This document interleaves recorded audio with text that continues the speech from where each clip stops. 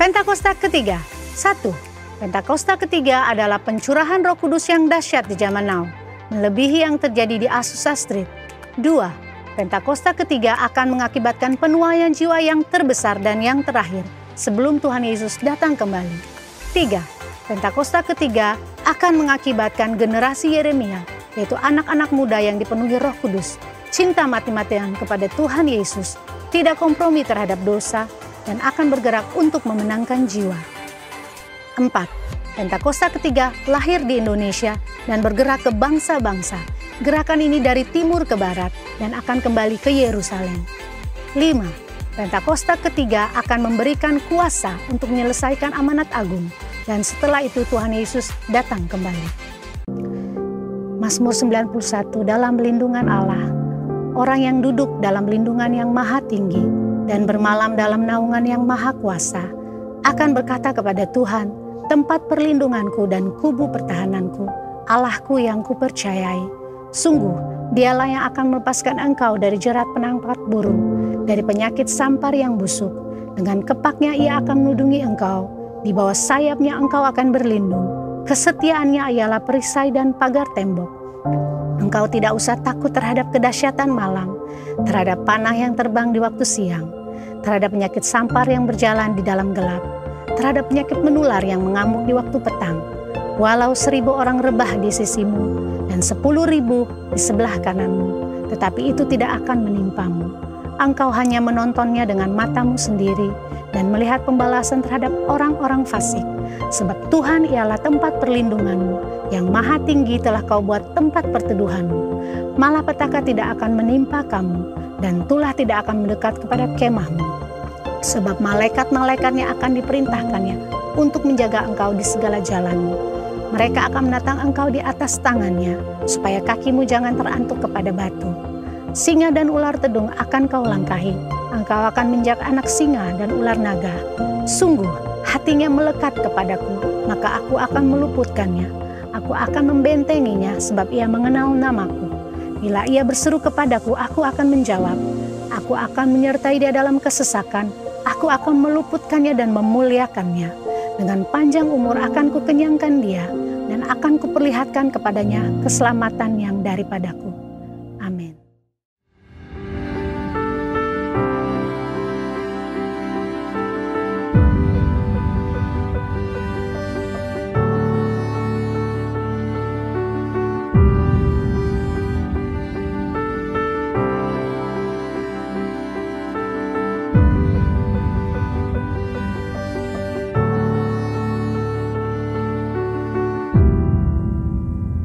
Shalom semuanya, selamat hari Minggu.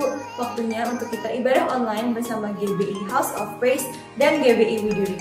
Sebentar kita akan memuji menyembah Tuhan dan mendengarkan firman. Selamat beribadah semuanya, Tuhan Yesus memberkati. Haleluya, shalom jemaat Tuhan, GBI House of Praise dan GBI Widuri. Apa kabar semua? Pasti dahsyat luar biasa, katakan amin. Haleluya, saya percaya ada sukacita dimanapun kita berada. Dan hari ini kita mau datang memuji Tuhan, meninggikan nama Tuhan. Yang siap katakan amin, yang siap katakan haleluya. Mari bangkit berdiri bersama-sama Bapak Ibu Saudara, kita berdoa. Sebelum kita memulai ibadah kita, kami bersyukur berterima kasih buat segala kebaikan Tuhan. Kami mau memuji, kami mau meninggikan Engkau, kami mau beribadah dimanapun kami berada saat ini. Kami percaya Tuhan tidak terbatas, Tuhan sanggup melawat kami, Tuhan sanggup menjamah kami, Tuhan sanggup memulihkan kami. Terpujilah namamu dalam nama Yesus Kristus. Haleluya, sama-sama katakan amin. Haleluya. Mari puji Dia dengan sukacita. Sukacita.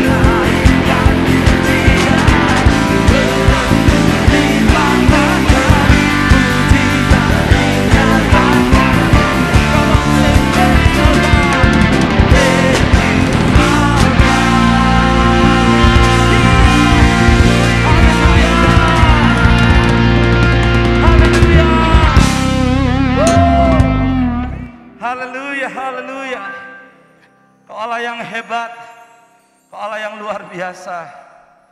Dan Kau hadir di tempat ini Tuhan, untuk menyatakan kemuliaan-Mu dan memberikan kemenangan bagi setiap kami anak-anak-Mu. Ini kami mau lebih lagi menyembah Engkau. Haleluya, haleluya Yesus.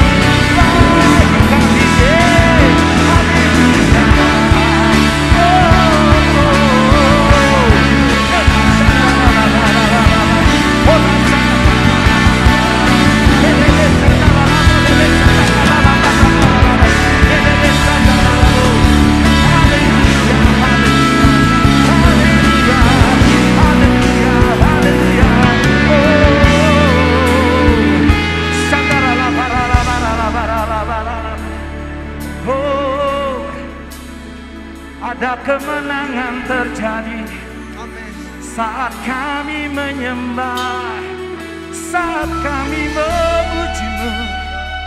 Ada mujizat terjadi, oh ada kelepasan bagi kami yang berharap kepadamu. Oh Yesus Tuhan,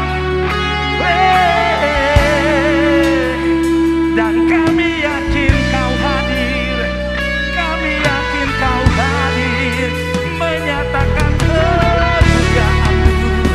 Oh dimanapun kami berada saat ini, oh dimanapun kami berada, mujizat terjadi, mujizat terjadi, kelepasan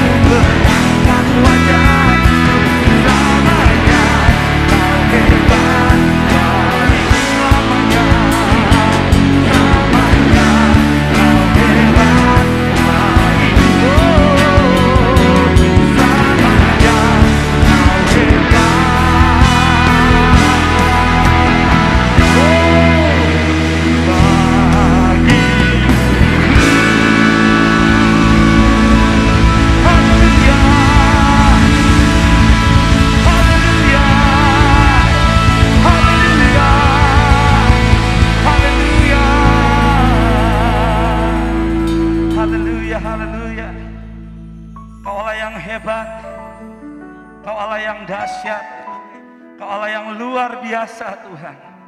Karena itu kami menyembah Engkau. Karena itu kami belajar memberikan yang terbaik bagi Engkau. Lewat ibadah kami, lewat nyanyian kami, lewat pujian dan penyembahan kami. Karena kami tahu itulah yang berkenan di hadapan-Mu ya Tuhan. Terima kasih Tuhan, terima kasih. Kami boleh beribadah, kami boleh menikmati hadirat-Mu.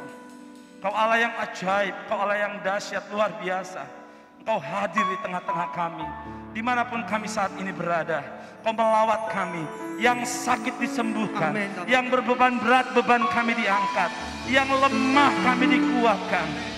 Kami yang putus pengharapan diberikan pengharapan yang baru oleh Tuhan.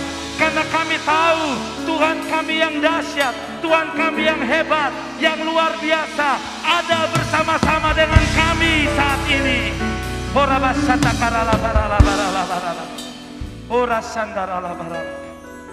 Terima kasih Tuhan, terima kasih. Terima kasih. Urapi kami dimanapun saat ini kami berada. Biar terus iman pengharapan kami dan mata kami hanya selalu tertuju kepada Tuhan Allah yang kami sembah. Berkati hamba-Mu yang akan menyampaikan isi hati-Mu. Urapi di dalam nama Tuhan Yesus. Kami siap untuk mendengarkan firman-Mu. Haleluya. Sama-sama katakan amin. Haleluya, haleluya, haleluya. Haleluya.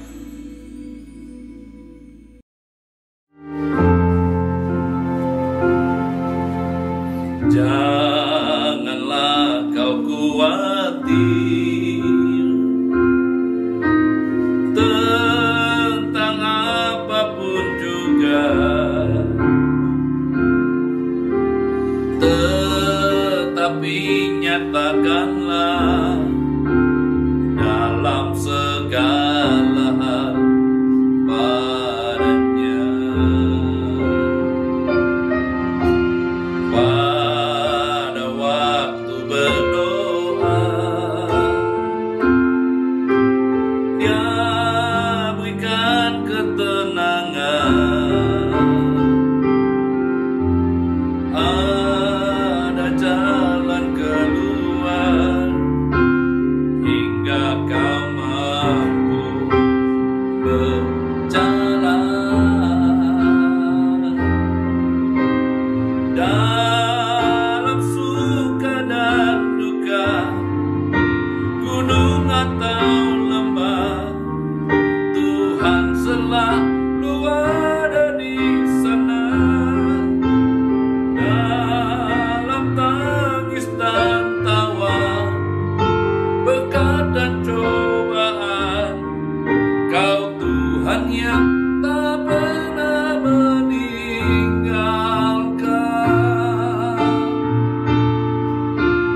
Dalam suka dan duka, gunung atau lembah, Tuhan selalu ada di sana. Dalam tangis dan tawa, berkat dan cobaan, Kau Tuhan yang tak pernah meninggalkan. Bapak, terima kasih buat hari ini. Terima kasih untuk segala anugerah dan kebaikan-Mu. Ya, bersyukur ya Tuhan. Terima kasih. Terima kasih. Kalau sebentar hamba-Mu share, berbagi tentang isi hati-Mu, biarlah firman itu tumbuh dalam hati kami yang paling subur, berbuah-buah, dan kami sanggup melakukannya. Karena kami tahu setiap firman itu menegur, mengkoreksi kami, menuntun dan mendidik kami untuk melihat masa depan di dalam Kristus. Terima kasih Tuhan. Terima kasih. Kami siapkan hati kami pada hari ini di dalam nama Yesus. Amin. Shalom, Jemaat GBI Widuri dan Hope. Apa kabar kita semua? Dan terima kasih kepada Pastor Suhana yang telah memberi kesempatan untuk saya share, berbagi tentang firman Tuhan. Nah, hari ini saya ingin berbagi tentang terobosan di tahun 2022. Bapak Ibu, kita berharap tahun ini semua pandemi selesai. Tapi kita lupa Omikron sedang menyalip di persimpangan. Bahkan hari ini kasus lagi banyak-banyaknya. Tapi percayalah, hidup orang percaya tidak tergantung situasi-situasi seperti itu, keadaan-keadaan seperti itu. Hidup kita tergantung dengan Tuhan. Bagaimana kita berjalan, bagaimana kita percaya Tuhan, seperti itulah hidup kita nantinya. Haleluya. Saya tahu ini bukan masa-masa yang gampang, tapi bagi orang percaya, dia melihat dari sisi Tuhan, bahwa semuanya bisa dilewati bersama dengan Tuhan. Amin. Kita akan buka Alkitab kita, Yosua 1 ayat 1. Yosua 1 ayat 1 ngomong ini, sesudah Musa hamba Tuhan itu mati, berfirman Tuhan kepada Yosua bin Nun, abdi Musa itu demikian, hambaku Musa telah mati, sebab itu bersiaplah sekarang, seberangnya sungai Yordan ini, engkau dan seluruh bangsa ini menuju negeri yang akan kuberikan kepada mereka. Kepada orang Israel itu, setiap tempat yang kau injak dan telapak kakimu, kuberikan kepadamu seperti telah kujanjikan kepada Musa. Bapak Ibu, Musa sehebat apapun mati juga, ya. Musa itu bukan orang sembarangan, hebat loh Bapak Ibu. Dia punya tongkat namanya tongkat sakti. Dia angkat tuh tongkat, laut merah terbelah, sentuh di gunung batu, air keluar, dikibaskan ke langit, lalat pekat mendatangi, celup ke air menjadi darah. Hebat, luar biasa. Tapi kita ngomong ini, hamba Tuhan itu mati juga. Nah sekarang Tuhan ngomong ini, kamu Yosua yang harus menggantikan Musa. Yosua ini bukan siapa-siapa Bapak Ibu. Yosua itu nggak berpendidikan, dia orang biasa. Satu yang dia punya yaitu kesetiaan. Dia selalu menemani Musa kemanapun Musa pergi. Waktu Musa di Gunung Sinai 40 ribu malam, dia berjaga-jaga di bawah kaki gunung. Hanya dia yang berjaga-jaga, kesetiaannya teruji. Dan dia melihat bagaimana Musa melayani orang Israel yang tegak tenguk itu. Nah, hari ini Tuhan ngomong ini, Yosua, sama seperti aku mengurapi Musa, aku mengurapimu. Dari padang gunung dan gunung Libanon yang sebelah sana, itu sampai ke sungai besar yang di sungai Efrat, suku tanah orang Het sampai ke laut besar di sebelah matahari terbenam, semua itu akan menjadi daerahmu. Seorang pun tidak akan dapat bertahan menghadapi engkau semua hidupmu. Seperti aku menyertai Musa, demikianlah aku menyertai engkau. Aku tidak akan membiarkan engkau dan tidak akan meninggalkan engkau. Kuatkan dan teguhkanlah hatimu, sebab engkaulah yang akan memimpin bangsa ini memiliki negeri yang dijanjikan dengan persembahkan nenek moyang mereka untuk diberikan kepada mereka. Hanya kuatkan dan teguhkanlah hatimu dengan sungguh-sungguh, bertindak hati-hati sesuai dengan seluruh hukum yang telah diberitakan kepadamu oleh hambaku Musa. Jangan menyimpang ke kanan ke kiri supaya engkau beruntung kemanapun engkau pergi. Jangan engkau lupa perkataan ini, tetapi renungkan itu siang dan malam, supaya engkau bertindak hati-hati sesuai dengan segala yang tertulis di dalamnya. Sebab dengan demikian perjalananmu akan berhasil dan beruntung. Bukan katalah perintah kepadamu, kuatkan dan teguhkan hatimu, janganlah kecut dan tahu hati, sebab Tuhan Allahmu menyertai engkau kemanapun engkau pergi. Haleluya. Bapak Ibu, kita melihat hari ini, mungkin COVID sudah kita lalui hampir 2 tahun, kita mulai membangun bisnis kita kembali, kita mulai bekerja, mulai tumbuh, mulai baik. Tiba-tiba datang lagi Omikron. Kita bisa pahit hati loh, bisa marah, bisa kecewa sama siapa? Sama Tuhan, sama pemerintah, dengan siapa saja. Tapi Alkitab mencatat bahwa kita harus tetap melanjutkan kehidupan ini. Bahkan biar di tahun 2022 ini kita mengalami terobosan yang luar biasa. Bapak Ibu, hari ini ya kita sedang dihebohkan dengan dunia metaverse. Banyak orang bergerak digital land, ya, beli tanah yang nggak jelas. Dibilang ada, nggak ada. Dibilang nggak ada. Haleluya. Ya, dulu mungkin orang perlu bangun banyak proyek untuk jadi kaya, tapi hari ini mungkin dengan cara-cara digital banyak anak-anak muda tiba-tiba diberkati. Haleluya. Nah, itu kita harus masuk ke dunia ini, ya. Dan bagaimana tantangan yang harus kita hadapi di tahun 2022 ini? Kita belajar dari Yosua. Tantangan pertama yang harus dihadapi Yosua adalah dia harus melewati sungai Yordan yang sedang meluap. Lebarnya kurang 28 meter sampai 14 sampai 20 meter. Dan dalamnya 2 sampai 4,5 meter. Dia harus lewati itu. Tantangan Yosua sebagai pemimpin pertama adalah untuk melewati, menyeberangi. Bapak Ibu, hari ini kita menyeberangi tahun 2022 seperti Yosua ingin menyeberangi sungai Yordan. Nah, seperti itulah breakthrough yang harus kita lewati. terobosan yang harus kita lewati di tahun 2022 ini. Kita melihat bagaimana Yosua, Alkitab ngomong ini, sama seperti aku menyertai Musa, aku menyertaimu. Bapak Ibu, pastikan hari ini di tahun 2022 bahwa kita adalah orang yang disertai Tuhan. Oh, disertai Tuhan punya pergumulan nggak? Punya masalah nggak? Oh, tetap Bapak Ibu ya. Waktu Anda disertai Tuhan tidak membuat semuanya menjadi mudah, tetapi dia indah pada waktunya. Sekali lagi saya katakan, tidak membuat semuanya mudah, tetapi dia indah pada waktunya.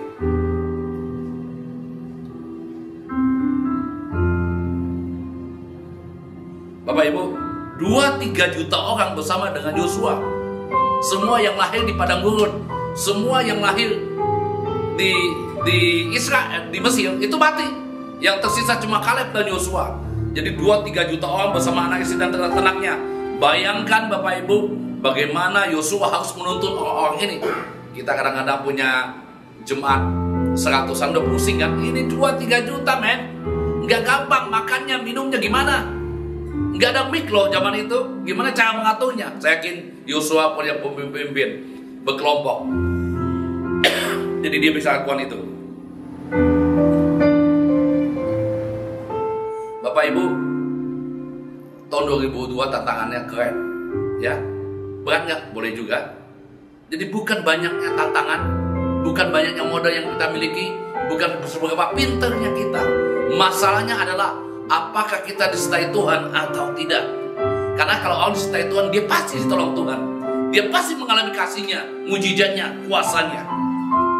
Amin. Tuhan yang kita percaya itu bukan hanya Tuhan yang mau menolong, tapi Tuhan yang juga mampu menolong kita. Halo? Dia bukan hanya mau menolong, tapi dia mampu menolong kita. Kita banyak ketemu dengan orang mau menolong, tapi dia nggak mampu. Tapi ada juga yang mampu, tapi nggak menolong. Kita ke kanan, gue kenal tuh orang. Gue lagi susah, orang itu mampu, tapi dia nggak menolong gue. Yang pertama, pastikan Anda dan saya disertai Tuhan di tahun 2022 ini. Bapak Ibu, orang disertai Tuhan itu kelihatan loh. Potifar sampai ngomong di Kejadian 39 ayat 2 dan 3. Aku melihat engkau disertai Tuhan. Semua yang kau lakukan berhasil. Keren kan? Disertai Tuhan semua berhasil. Dia melihat. Orang lain ngomong, oh kamu itu disertai Tuhan Yusuf. Kamu lihat aja tentang Abraham, Ishak, ya raja-raja, Abimelek, Firaun, melihat bahwa mereka adalah orang yang disertai Tuhan. Mereka gemeter karena ada Tuhan yang bersama dengan mereka. Hari ini saya pastikan di tahun 2002 kita mengalami penyertaan Tuhan. Amin. Yang kedua, kata kuatkan dan teguhkanlah hatimu. Bapak Ibu, sampai 3 kali loh Tuhan ngomong sama Yosua. Artinya Yosua itu benar-benar takut. Dia tidak berpengalaman. Tapi Tuhan ngomong kuatkan dan teguhkanlah hatimu. Bapak Ibu, bukan seberapa berat tantangan yang kita hadapi tahun 2022, permasalahan yang kita hadapi, tetapi kita kuat dan teguh nggak? Karena kita ngeliat masalahnya, tantangannya, kita lupa Tuhan bilang, kamu yang harus menguatkan dirimu, harus teguhkan hatimu. Kita ini kebanyakan cengeng, enggak menguatkan diri kita. Bagaimana caranya? Kalau kita baca Alkitab, Daud menguatkan kepercayaannya kepada Tuhan waktu dia terjepit. Semua orang Israel mau melempari dia dengan batu. Mereka menangis sampai nggak ada air mata lagi. Karena waktu itu Ziklag kebakar habis. Anak istri mereka ditawan oleh orang Amalek. Mereka pergi Afek mau bantu Filistin untuk memerangi bangsa Israel. Mungkin dia senang Tuhan gak izinkan mereka memerangi bangsanya. Tetapi ingat, waktu dia bilang di Ziklag terbakar 3 hari perjalanan, 3 hari 3 malam. Mereka nangis dan Daud terjepit mau dilempari dengan batu. Dan Alkitab berkata Daud menguatkan kepercayaannya kepada Tuhan. Bapak Ibu, Anda harus memotivasi dirimu. Dari mana? Dari janji Tuhan, firman Tuhan yang kau renungkan. Maka kita ngomong, renungkan itu siang dan malam. Artinya Yosua punya firman dalam hidupnya yang menguatkan dan meneguhkan hatinya. Ya, Daud punya janji Tuhan dalam hidupnya. Tuhan perlindunganku, pertahananku, tempat aku berseru, dan pertolongan dari Tuhan yang menjadikan langit dan bumi. Bapak Ibu, Yang kedua, untuk anak-anak yang terbosan, kuatkan dan teguhkan hatimu. Jangan cengeng, sedikit mengeluh, sedikit ngomong gak bisa. Anda harus memiliki firman dan janji itu dalam hidupmu. Amin.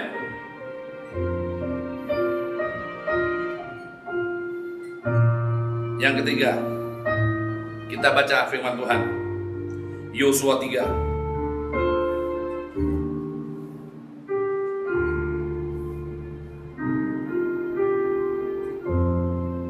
Yosua 3 ayat 1.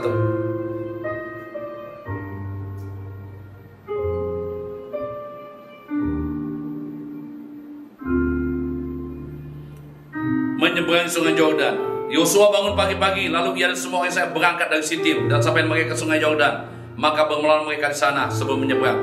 Setelah lewat 3 hari, para pengatur pasukan menjalin seluruh perkemahan dan memberi perintah kepada bangsa itu, katanya, segera sudah kamu melihat tabut perjanjian Tuhan Allahmu yang diangkat para imam yang memegang suku Lewi, maka kamu harus juga berangkat dari tempatmu dan mengikutinya. Bapak Ibu, yang ketiga, untuk mengalami terobosan di tahun 2022, ikuti tuntunan Tuhan dan pemimpinmu. Jangan sok tahu, jangan sok pintar. Kita perlu tuntunan Tuhan, kita perlu tuntunan dari pemimpin kita. Kalau kita kerja, kita punya bos, punya atasan. Nggak mungkin kita mau melakukan pekerjaan-pekerjaan kita sendiri. Pasti bosnya punya visi, punya mimpi, apa yang harus dilakukan. Di gereja juga sama, di kerohanian juga sama. Ada pemimpin rohani kita yang harus kita ikuti tuntunan mereka. Jangan sok pintar, sok tahu. Haleluya. Satu kali, jadi orang yang disertai Tuhan itu pasti mau dituntun oleh Tuhan. Yosua satu kali diperintah Tuhan untuk mengalahkan Yeriko. Yosua menyendiri, menyepi. Dia mikir gimana meruntuhkan Yeriko. Yeriko itu tembok kurang lebih 9 meter. Di atasnya orang bisa adu pacuan, kuda segala ya, kereta kuda. 9 meter tinggi, tebalnya Bapak Ibu. 9 meter gimana caranya? Dia merenung, tiba-tiba malaikat Tuhan datang. Kamu kelilingi sehari 1 kali, 6 hari, hari ke-7 7 kali. Nggak boleh ngomong. Wih, keren. Hari pertama mereka kelilingin, ya, nggak ngomong loh. Ibu-ibu bisa nggak? Nggak ngomong gitu. Kalau ngomong batal. Hari pertama mungkin orang Yeriko kaget. Hari kedua mereka mulai terbiasa. Hari ketiga mungkin mereka mulai ngeledek. Hari keempat mungkin lempar batu, mungkin lempar telur, lempar kotoran, ya. Tapi hari ke-7 dengan tim sangkala tembok itu roboh. Tuntunan. Ya, tidak ada kekuatan manusia, tapi kekuatan daripada Tuhan. Sama seperti Daud waktu ingin mengejar orang Amalek. Dia tanya Tuhan, harus ku kejar gak Tuhan? Bisa gak aku susul? Tuhan bilang kejar, susulah. Padahal dia gak tahu loh, yang ngerampok itu siapa. Kalau kita tahu baca Alkitab orang Amalek. Tapi Daud kan gak tahu. Setelah merampok mereka kemana? Arahnya kemana? Tapi dia tanya Tuhan. Langsung terjawab enggak? Ternyata di tengah jalan ada budak Mesir yang dilepaskan oleh Amalek karena sakit-sakit. Justru hal kecil itulah yang menjadi penyelamat buat Daud untuk melepaskan keluarganya. Jadi Bapak Ibu, jangan lupa ikuti tuntunan Tuhan, ikuti pemimpinmu. Jangan sok pintar, sok tahu. Memang Tuhan jangan ngomong sama dia aja. Ingat, Harun, Miriam itu ya pernah kena kusta Miriam. Mengapa? Karena mereka mengata-ngatai Musa tentang ia mengambil istri orang Kus Ethiopia, ya, Kus itu Ethiopia. Di tengah kelemahan Musa, mereka menyerang Musa. Dia memang Tuhan caranya ngomong sama Musa. Kita juga bisa kok dengan suara Tuhan. Kita juga bisa melakukan hal yang ajaib. Tuhan marah sama mereka. Mengapa kamu ngomong sama Abahku? Musa, kamu gak takut? Aku ini orang berhadapan dengan dia. Miriam kena kusta, kita mencatat. Ngapa Miriam yang kena? Enggak Harun. Karena Miriam itu provokatornya. Ya. Karena Musa itu bukan orang pintar, Bapak Ibu, waktu dia dipanggil untuk melayani Tuhan. Dia ngomong, saya gak bisa, Tuhan gak bisa ngomong. Saya gagap, abang saya aja Harun tuh, ya. Kau bilang enggak, Harun itu cuma penyambung lidahmu, dia cuma nabi. Haleluya. Jadi ingat baik-baik Bapak Ibu, ya. ikutin tuntunan Tuhan dan para pemimpinmu. Kita jangan sok minta, karena Tuhan menetapkan orang-orang di atas kita, bukan kita menetapkannya. Amin.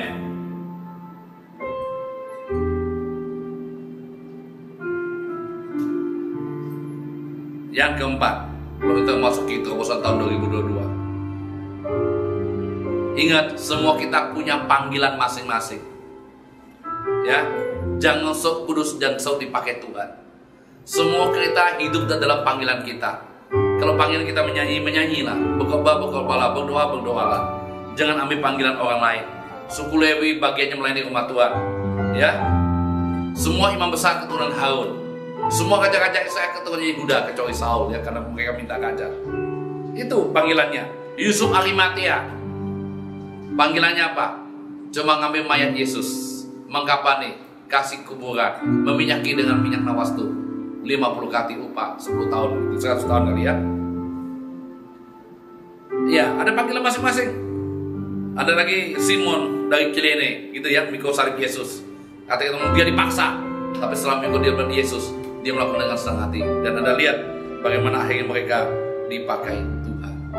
Ya, jadi hari ini saya berbagi kepada Bapak Ibu, ada 4 hal untuk Anda dalam terobosan. Yang pertama, disertai Tuhan. Yang kedua, teguhkan dan kuatkan hatimu. Yang ketiga, ikuti tuntunan Tuhan, tuntunan pemimpinmu. Yang keempat, tahu porsi panggilan kita di dalam Kristus. Jangan ambil bagian orang lain. Bapak Ibu, semua kita tahu burung elang itu burung yang hebat, tapi hanya satu burung yang berani matok-matok dia. Namanya burung gagak. Dia hinggap di punggungnya, dipatok-patok lehernya. Tapi elang itu nggak pernah terganggu dengan apa yang dilakukan oleh gagak. Ya, cuma satu yang dilakukannya. Kalau dia bosan, dia terbang tinggi. Maka gagak itu nggak kuat hampau udara, dan gagak itu akan jatuh. Haleluya.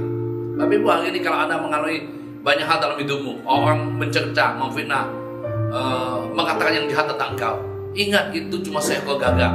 Terbanglah bersama Tuhan lebih tinggi. Fokuslah, haleluya. Orang yang pahit hati, orang yang iri hati, itu seperti buah yang busuk. Kamu gak usah apa-apa. Kalau buah busuk, dia pasti jatuh dengan sendirinya. Amin, Bapak Ibu. Jadi hari ini kita belajar, ya, bahwa Tuhan akan menyertai kita, dan kita akan tetap kuat.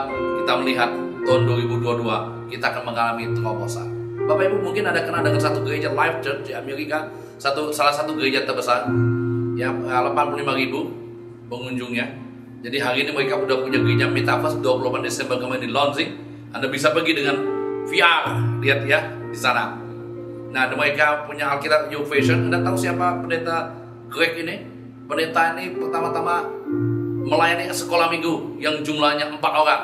Dia, istri dan dua gadis. Kadang-kadang datang satu, kadang-kadang nggak datang dua-duanya. Coba mereka udah bertahun-tahun, tapi dia mulai buka kelompok saya di rumahnya. Tapi hari ini dipakai Tuhan dengan keren dan luar biasa. Dia memulai dari langkah iman yang kecil untuk melihat hal-hal yang besar. Tahun 2022, langkah imanmu yang kecil melangkah, maka air itu terbelah. Haleluya. Air itu menjadi kering. Tuhan gak suruh lagi kebas, Tuhan gak suruh lagi pakai tongkat, tapi Tuhan cuma bilang melangkah. Haleluya. Daud mengalahkan Goliat nggak pakai tongkat Musa, tapi dia pakai tapel. Haleluya. Amin. Jadi semua kita punya panggilan kita masuk dalam hidup ini. Percayalah, Tuhan menyertai kita semua. Tuhan berkati. Janganlah kau khawatir tentang apapun juga, tetapi nyatakanlah dalam segala hal padanya. Pada waktu berdoa, dia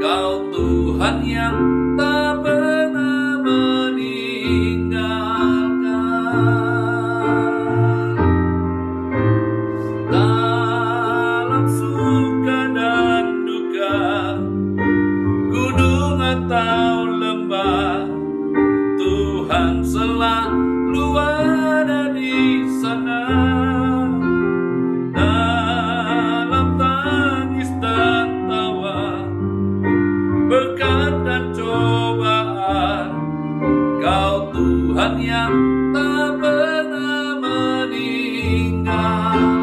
Oh, dalam suka dan duka ya Tuhan, dalam suka dan duka, gunung atau lembah, Tuhan selalu ada di sana.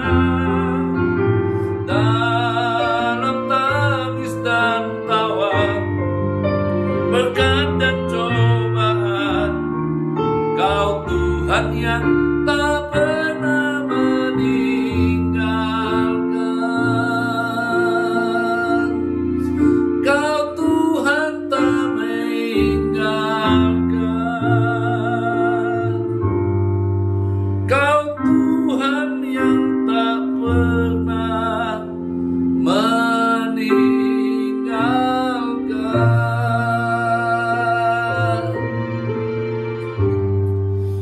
Amin, amin. Tuhan, namamu selesai, tapi biar setiap firman-Mu jatuh di tanah hati yang subur, berbuah. Hamba berdoa buat GBI Widuri Hope. Tuhan menyertai, Tuhan memagari, Tuhan menyegarkan, Tuhan membuat berbuah banyak di dalam nama Yesus. Diberkati ya anak-anak muda, diberkatilah anak-anak, diberkati orang tua, diberkati dewasa muda dalam nama Yesus. Tuhan memberkati kita semua. Selamat hari Minggu. Amin. Shalom saudara, saya yakin saudara sudah tidak asing lagi mendengar kata unity atau kesatuan hati. Jika saudara tergabung dalam komunitas sel di gereja kita, kesatuan hati menjadi salah satu nilai penting yang selalu digaungkan. Dalam Voice of Pentecost kali ini, kita akan membahas bagaimana Pentakosta, dalam hal ini pencurahan Roh Kudus, menghadirkan kesatuan. Pada malam sebelum Yesus diserahkan untuk disalibkan, ada beberapa peristiwa penting yang ia lakukan. Salah satunya, doa Tuhan Yesus untuk murid-muridnya yang dicatat dalam Yohanes 17 ayat 1-26. Perhatikanlah bagian dari doa tersebut. Dan bukan untuk mereka ini saja aku berdoa, tetapi juga untuk orang-orang yang percaya kepadaku oleh pemberitaan mereka, supaya mereka semua menjadi satu, sama seperti Engkau ya Bapa di dalam aku, dan aku di dalam Engkau, agar mereka juga di dalam kita, supaya dunia percaya bahwa Engkaulah yang telah mengutus aku. Dan aku telah memberikan kepada mereka kemuliaan, yang Engkau berikan kepadaku, supaya mereka menjadi satu, sama seperti kita adalah satu. Tuhan Yesus ingin murid-muridnya tetap menjadi satu, bahkan sesudah ia naik ke surga. Disunity atau perpecahan menjadi salah satu tantangan yang akan dihadapi para murid. Perpecahan dapat terjadi karena adanya perbedaan pandangan, latar belakang, suku, pekerjaan, bahkan berbeda secara teologis. Dalam Alkitab dicatat, para murid pernah beberapa kali memiliki pandangan yang berbeda yang cukup tajam. Padahal Tuhan Yesus masih bersama-sama dengan mereka secara fisik.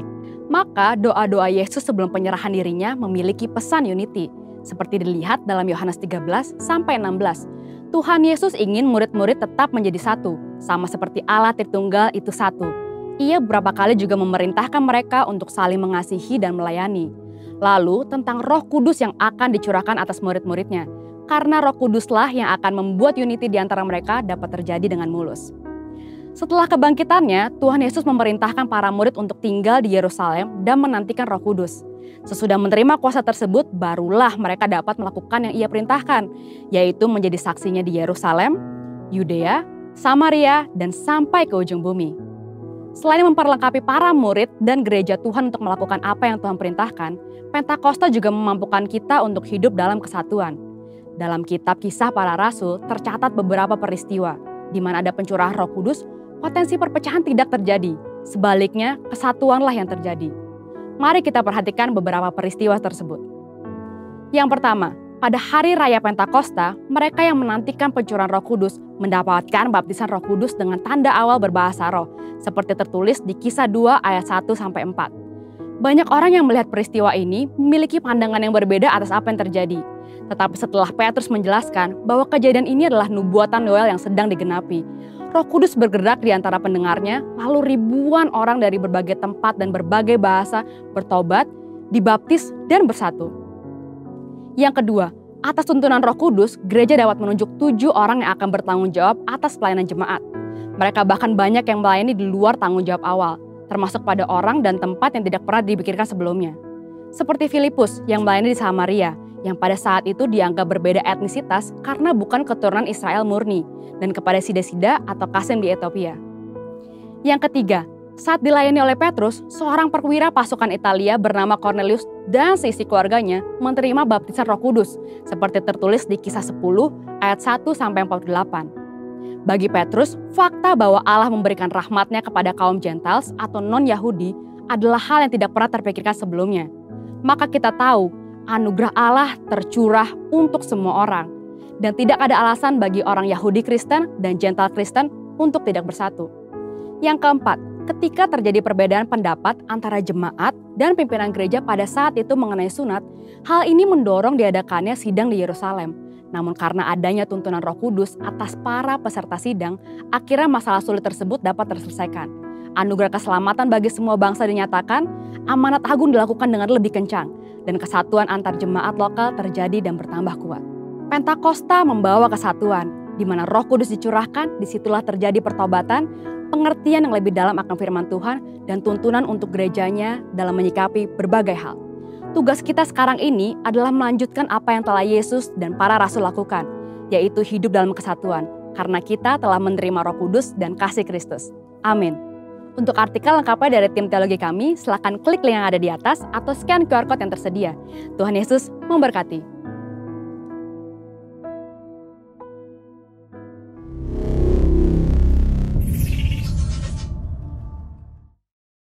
Mari kita angkat kedua tangan kita. Terimalah berkat yang berlimpah-limpah dari Allah Bapa di surga, di dalam anaknya Tuhan Yesus Kristus. Kasih sayang, penghiburan, kedamaian dari Roh Kudus menyertai Bapak Ibu Saudara sekalian hari ini sampai selama-lamanya. Kita yang percaya dan sudah terima berkat Tuhan, sama-sama katakan amin.